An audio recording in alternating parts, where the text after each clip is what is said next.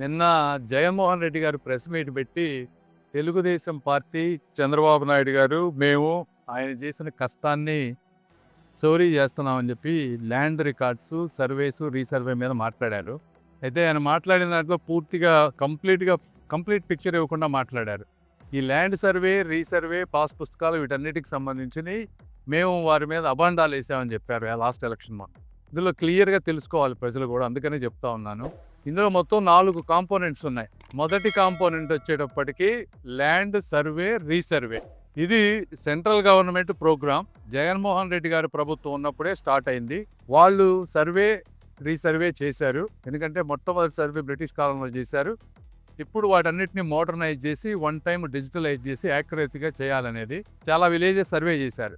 ఈ సర్వే చేసి డేటా అంతా కూడా సబ్మిట్ చేస్తే సెంట్రల్ గవర్నమెంట్ నుంచి ఇన్సెంటివ్గా మంచి పని చేస్తే గవర్నమెంట్ డబ్బులు ఇస్తాం.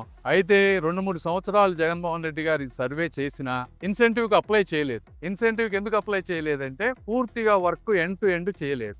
సర్వేలు చేశారు, రీసర్వే చేశారు, కానీ అందులో చాలా ఇష్యూస్ ఉన్నాయి. రైతులకి సంబంధించినటువంటి గ్రీవెన్సెస్ కొన్ని లక్షలు ఉన్నాయి. ఆ గ్రీవెన్సెస్ ని అడ్రస్ చేయకుండా ఫైనలైజ్ చేయకపోవడం వల్ల వీళ్ళు అప్లై చేయలేకపోయారు, డబ్బులు తెచ్చుకోలేకపోయారు. అయితే మన ప్రభుత్వం వచ్చిన తర్వాత గౌరవ ముఖ్యమంత్రి గారు, అదేవిధంగా నేను కూడా ఇందులో ఇన్సెంటివ్ ఉంది, మనం తీసుకోవచ్చు, ఈ ప్రాసెస్ అంతా కంప్లీట్ అయితే అని చెప్తే 2,79,712 పబ్లిక్ గ్రీవెన్సెస్ మేము వచ్చిన తర్వాత 2024 తర్వాత గవర్నమెంట్ వచ్చిన తర్వాత ఇన్ని పబ్లిక్ గ్రీవెన్సెస్ ని పెట్టి ముఖ్యమంత్రి గారు గ్రామ సభలు పెట్టి వీటన్నిటిని క్లియర్ చేయమని చెప్పారు.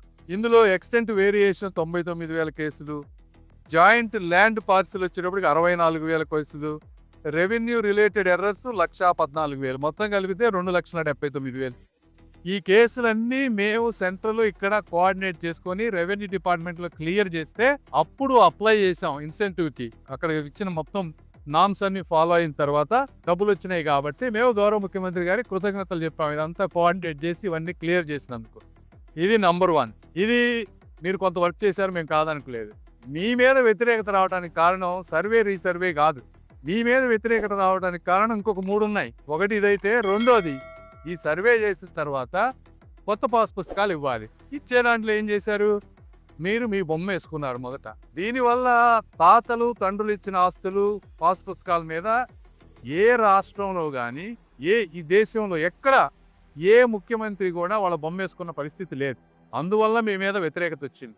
రెండో, దానికి 20 కోట్లు ఖర్చు పెట్టారు. మూడో విషయం, మీరు సర్వే చేసినప్పుడు 680 కోట్ల రూపాయలు ఖర్చు పెట్టి మీ బొమ్మతోటి సర్వే రాళ్ళు పాకారు ప్రజల సొమ్ములో. దాని మీద ప్రజల్లో మీ మీద వ్యతిరేకత వచ్చింది. అది కూడా ఏ రాష్ట్ర చరిత్రలో కూడా ఏ ముఖ్యమంత్రి చేయలేదు. మూడోది అది. నాలుగోది, అతి ముఖ్యమైనది, ల్యాండ్ టైటిలింగ్ యాక్ట్ అని మీరు పట్టుకొచ్చారు. ల్యాండ్ టైటిలింగ్ యాక్ట్ లో ప్రాబ్లం ఏంటి? ల్యాండ్ టైటిలింగ్ యాక్ట్ లో ఏం తీసుకొచ్చారంటే, లోకల్ సివిల్ కోర్ట్స్ లో ఎక్కడన్నా ల్యాండ్ మీద డిస్ప్యూట్ ఉంటే సివిల్ కోర్ట్స్ అన్నిటినీ బైపాస్ చేస్తూ లోకల్ ఎంఆర్ఓ ఆఫీసుల్లోనే న్యాయం జరుగుతుంది, మీకు అక్కడే మీ కోర్టు కేసులన్నీ తేల్చుకోవాలనే విధంగా మీరు తీసుకొచ్చారు. న్యాయం కావాలంటే కేవలం హైకోర్టుకి మాత్రం అప్లై చేయాలి, కానీ లోకల్ కోర్టుల్లోకి వెళ్ళడానికి వీల్లేదని చేశారు. హైకోర్టులకు వెళ్ళాలంటే ఫీజులు ఎంత ఉంటాయి? అదే విధంగా మీరు లోకల్ అధికారులకి పవర్స్ ఇస్తే రేపు మీ మంత్రులు, ఎమ్మెల్యేలు వెళ్ళి ఆ అధికారులని కనుక భయాందోళనకు పెట్టి వాళ్ళని ప్రెషర్ చేసి మీకు ఇష్టమైన వాళ్ళకి మీకు ఇష్టం వచ్చిన విధంగా డాక్యుమెంట్స్ చేస్తే ఎన్ఆర్ఐల్ని అందరిని ఇబ్బంది పెడతారని చెప్పి జనంలో భయాందోళనలు వచ్చినాయి. అది చేశారు మీరు. అందులో ల్యాండ్ టైటిలింగ్ యాక్ట్ ఇంకోటి ఏం చేశారు, ఒరిజినల్ డాక్యుమెంట్లన్నీ గవర్నమెంట్ దగ్గర మీ దగ్గర పెట్టుకుంటామని చెప్పారు. మీకు కేవలం జిరాక్స్ కాపీలు ఇస్తారని చెప్పారు. ఒరిజినల్ డాక్యుమెంట్లన్నీ మీరు ఎక్కడో పెట్టుకొని ఆ సర్వర్లో వాటిలో అంతా మ్యానిపులేట్ చేస్తే పేదవాడు పోయి ఎక్కడ పోయి మాట్లాడుకోవాలి? ఇప్పుడంటే ఒరిజినల్ డాక్యుమెంట్లు ఉంటే వాడికి ఒక బలమైన ఇది ఉంటుంది, అది తీసేశారు. ఈ విధంగా మీరు అన్ని చేశారు కాబట్టి పబ్లిక్ లో వ్యతిరేకత వచ్చింది. అంతేగాని సర్వేకి, రీసర్వేకి సంబంధించిన విషయం కాదు ఇది. సర్వే, రీసర్వే అనేది గవర్నమెంట్ ఇన్సెంటివ్ ప్రోగ్రామ్. అది కూడా మీరు పూర్తిగా చేయలేదు. మేము గ్రామ సభలు పెట్టి 2,79,000 గ్రీవెన్సెస్ క్లియర్ చేస్తే అప్పుడు మేము సెంట్రల్ గవర్నమెంట్ దగ్గర నుంచి 500 కోట్ల రూపాయలు ఇన్సెంటివ్ తెచ్చుకున్నాం. ఇందులో క్రెడిట్ చోరీ అనేది ఏమీ లేదు.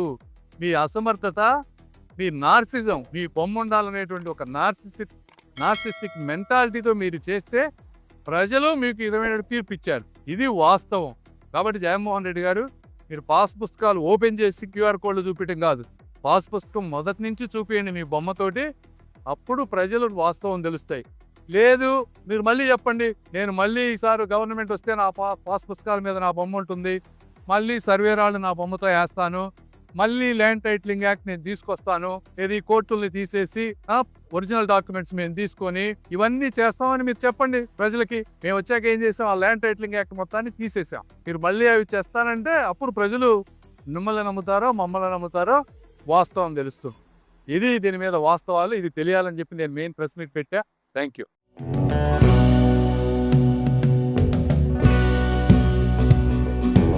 Like, share and subscribe to Rajaniti channel.